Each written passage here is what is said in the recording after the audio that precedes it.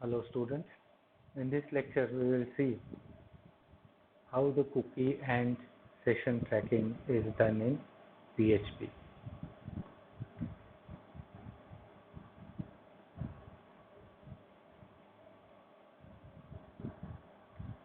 So first we have to understand what are the problems with an web application. Now one of the problems that we will encounter as we begin to assemble multiple websites, right? As we begin to assemble multiple web pages into a single web application is that the hypertext transfer protocol, that is the protocol that we use for websites, is a stateless technology. Now this means that as a web developer, there is no built-in method for tracking the user or remembering the data from one page of application to the next. Now suppose you have created a website or you have created a web page consisting of a registration form. So once the user fills the registration form and the user click on the submit button, that data has to be stored somewhere, that data has to be carried out to the next page. Then and then only that application will be able to work. Otherwise, it will just be a simple plain HTML page. So this is a serious problem because we cannot build the e-commerce application where the user registration and login system or any other common online services which rely on this functionality. Means we don't have the ability to carry forward our data from the previous page to the next page. Now fortunately, maintaining the state from one page of website to another page is fairly simple in PHP. In this lecture, we will see the two main methods for tracking the data. In today's lecture, we will cover the first one, that is cookies, and in the next lecture, we will see what is meant by sessions. Now, these cookies and sessions are the two main methods for tracking the data in any web application. So let us see what are the cookies. Now to note here that prior to the existing of cookies, traversing a website was like a trip without a history.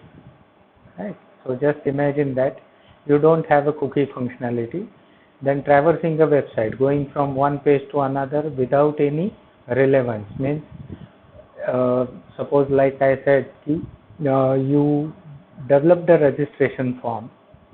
So the user fills the registration form, clicks the submit button, it will go to the next page, but the data will not be carried to the next page. So that is why we are saying that traversing a website was like a trip without a history. Means you have traveled entire world and you don't have a history where you have traveled, something like that. So the cookies are the way for a server to store the information about the user on the user machine, so that the server can remember the user over the course of visit or through several visits. Now whenever we send a request to the server, what server will do? It will store the information about the user who has requested a certain web page, right? And the server will store the same information on the user machine, so that each and every time the user requests a certain page, then the server can remember the user over the course of visit by using the cookies that yes, he is an authenticated user. So think of this cookie like a name tag. Right? We sent a request to the server. We have typed suppose www.google.com, press enter. The request will go to the Google server. Then Google server will assign you a name tag, some ABCD, something like that, and that is nothing but the cookie. Now this PHP has a good support for cookies. Now today we learn how to set a cookie, retrieve the information from a cookie, and then delete the cookie. So first let us see how to create cookies. An important thing to understand about cookies is that they must be sent from the server to the client prior to any other information.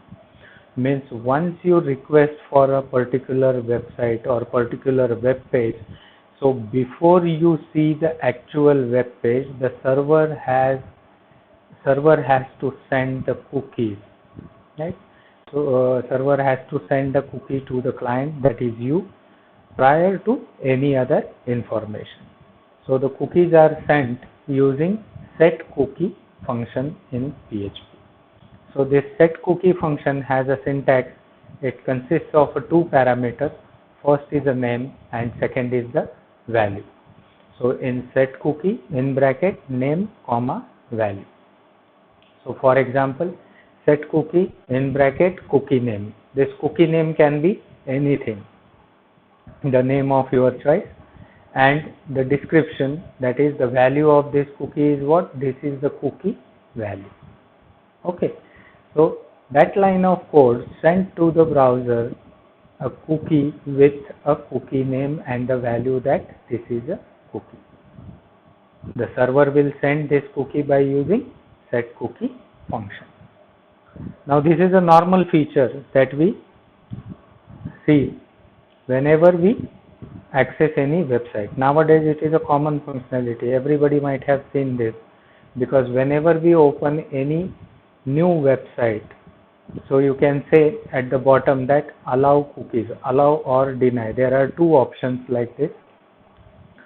So you can, if you click on allow, then the cookie will be stored on your device, that is on mobile or on your local system, and if you deny, then that information will not be stored. So next time when you visit to the same website, again the server will try to identify you by sending a cookie. Again the message will be pop up, right? This site will be using a cookies. Kindly permit to store the cookie, allow or deny. So this feature everybody has seen but not closely observed. So after creating a cookie, how to read the data from the cookies? So just like as the form data, so as like we do with the form data, that form data is stored in $_post array, assuming that we use the post method for form, and the values are passed to the script in a URL are stored in $_get array. Right? What are the values that we pass to the URL that are stored in $_get array? The setCookie function places the cookie data in $cookie array. Just like our $post and $get, the cookies data will be stored in $_cookie array. To retrieve the value from cookie, you only need to refer to the cookie name as the index of this key. Now instead of providing the form element name, we provide the cookie name for which we want the information, or for which we want the value of that cookie. For example, to retrieve a value of the cookie that we established with a line, suppose we have created a cookie with this setCookie function with the name user and the value as trot, then we will use, in order to use the cookies, in order to read the data from this cookie, we will be using $_cookie and in bracket the cookie name, that is user. Now we can also add the parameters to our cookie.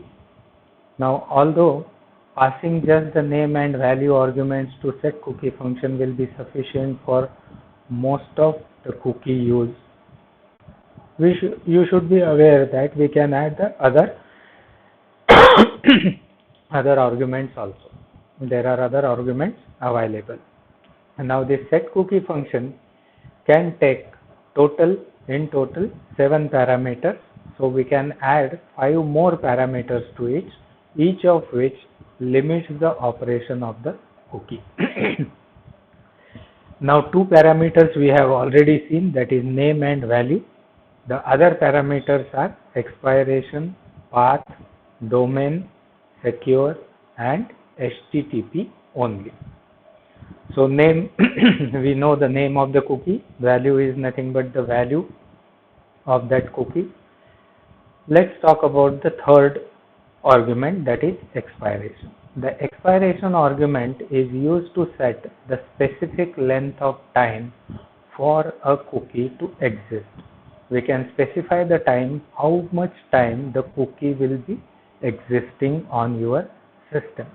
If it is not specified, if we do not specify the expiration argument, then the cookie will continue to be functional until the user deliberately closes their browser. Okay, so normally we set the expiration time by adding a particular number of minutes or hours to the current time. Whatever may be the current time or number of seconds or number of minutes we can specify. The path and the domain argument, the next arguments are path and domain arguments, are used to limit a cookie to a specific folder in a website or to a specific domain. Cookies are already specific to a domain. Whenever we access any particular web page, then the cookies about that web page will be stored on your system and not about the entire website or entire web application. Then the next parameter is the secure. The secure value tells the cookie, tells that a cookie should only be sent over the secure HTTP connection. That is HTTPS, that is Hypertext Transfer Protocol Secure. Now here a value of 1 indicates a secure connection, and whereas the 0 indicates that there is no secure connection or secure connection is not necessary. Then we will see how to delete a cookie. Now although a cookie automatically expires when a user closes his browser, or when the user's browser is closed, or when the expiration date and time is met. Means suppose we have provided the expiration parameter, then after the expiration parameter is met, the cookie will be expired. But sometimes we want to manually delete the cookies as well. There may be a case that we deliberately want to delete the cookie. For example, the website have registered users and login capabilities, generally deletes any cookies when the user logs out. Whenever we log out from our system, then the cookies will automatically deleted. Okay. So as we know, the set cookie function can take up to 7 arguments, but only one is required, and that is name for deleting the cookie. If we send a cookie that consists of a name without a value, it will have the same effect as deleting the existing cookie for the same name. Means suppose we have written set cookie in bracket, suppose if we have provided only the name parameter, then it will be same like deleting a cookie. Okay. For example, to create the cookie username, we might be using the following statement, that is set cookie in bracket username, and we have provided the username as Larry. Now in order to delete this username cookie, we can write a code like set cookie in bracket username followed by blank. So whenever we provide a blank followed by the name of the cookie, that cookie will be deleted. Or we can also mention, instead of blank, we can also mention the false in order to delete the cookie. So this cookie is an important part while developing a web application, because this provides the method to track the data, to track the user's data, In the next lecture, we will see the another method to track the website data, that is session. Till then, thank you.